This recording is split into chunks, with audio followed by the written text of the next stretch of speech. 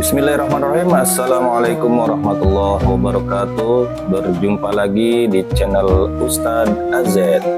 Pada kali ini saya akan bercerita tentang kisah Nabi Idris melawan iblis. Di antara lembaran awal sejarah manusia, ketika bumi masih sunyi dari hiruk-pikuk peradaban besar, hiduplah seorang hamba mulia yang namanya diangkat tinggi oleh langit. Dialah Nabi Idris alaihissalam. Beliau adalah sosok yang berbeda dari manusia kebanyakan. Dalam keheningan zaman yang belum mengenal banyak ilmu, ia datang membawa cahaya pengetahuan.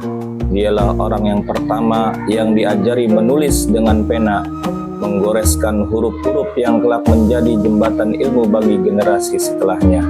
Di tangannya ilmu bukan sekedar pengetahuan, tetapi jalan menuju mengenal Sang Pencipta. Dalam riwayat para ulama, beliau merupakan keturunan kelima dari Nabi Adam alaihissalam. Silsilahnya bersambung melalui garis panjang para hamba soleh, Idris bin Yarid, bin Mahlail, bin Kinan, bin Anusi, bin Syid, bin Nabi Adam alaihissalam. Dari jalur inilah mengalir warisan iman, kesucian, dan ketaatan yang terus terjaga dari generasi ke generasi. Sejak kecil Nabi Idris telah menunjukkan tanda-tanda keistimewaan. Ia mencintai kesunyian untuk merenung, menyukai kejujuran dalam setiap ucapan, dan memiliki kecerdasan yang memancar dari dalam dirinya. Allah menganugerahkan kepadanya hikmah yang luas, sehingga ia menjadi manusia pertama yang diajarkan menulis dengan pena, sebuah awal dari lahirnya peradaban ilmu di muka bumi. Tak hanya dikenal sebagai manusia pertama yang memperkenalkan tulisan dan bacaan, Nabi Idris juga disebut dalam sebagian riwayat sebagai pelopor dalam ilmu menjahit pakaian. Pada masa beliau, manusia masih mengenakan kain secara sederhana tanpa jahitan, hanya dililit sekedarnya untuk menutup tubuh. Kehidupan mereka masih sangat awal, belum mengenal kerapihan dan keindahan dalam berpakaian. Namun dengan ilmu yang Allah anugerahkan, Nabi Idris mulai mengajarkan cara menjahit. Ia menyatukan potongan kain dengan rapi, membentuk pakaian yang lebih pantas, lebih nyaman, dan lebih indah dipandang. Apa yang beliau lakukan bukan sekedar keterampilan, tetapi awal dari sebuah peradaban. Ketika manusia melihat hasil jahitan tersebut, mereka pun takjub. Mereka menganggapnya sebagai sesuatu yang baik dan layak ditiru. Perlahan, cara berpakaian pun berubah dari yang sederhana dan seadanya menjadi lebih tertata dan beradab. Sejak saat itu, manusia mulai mengikuti apa yang dicontohkan oleh Nabi Idris. Mereka menjahit pakaian mereka sendiri, menjadikannya sebagian dari kehidupan sehari-hari.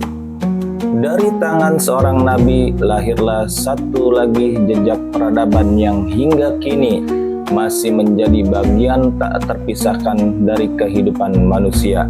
Keluasan ilmu yang Allah anugerahkan kepada Nabi Idris dalam membangun peradaban, terutama dalam mengajarkan manusia cara menulis dan menjahit pakaian, menjadi sesuatu yang agung di sisi manusia.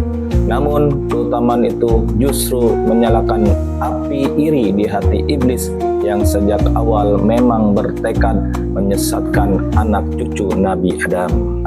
Pada suatu hari ketika Nabi Idris sedang tekun menjahit pakaian, datanglah iblis dengan menyamar sebagai seorang lelaki tua.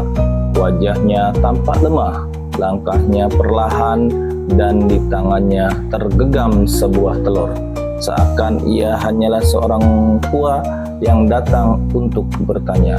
Dengan suara yang dibuat-buat lembut, ia berkata, "Wahai Idris, apakah Tuhanmu bisa memasukkan dunia ke telur ini?" Sekilas Nabi Idris memandang lelaki itu. Dengan cahaya iman dan ketajaman hati yang Allah berikan, beliau telah mengetahui bahwa sosok di hadapannya bukanlah manusia biasa, melainkan iblis yang terkutuk. Namun Beliau tidak langsung menyikapnya dengan tenang. Nabi Idris berkata, "Kemarilah, mendekatlah kepadaku, dan tanyakanlah apa yang engkau inginkan." Iblis pun menyangka penyamarannya sempurna. Ia mendekat dengan rasa puas, bahkan terselip kesombongan karena merasa berhasil memperdaya seorang nabi. Ia kembali bertanya dengan nada nantang, "Bisakah Tuhanmu memasukkan dunia ke dalam telur ini?"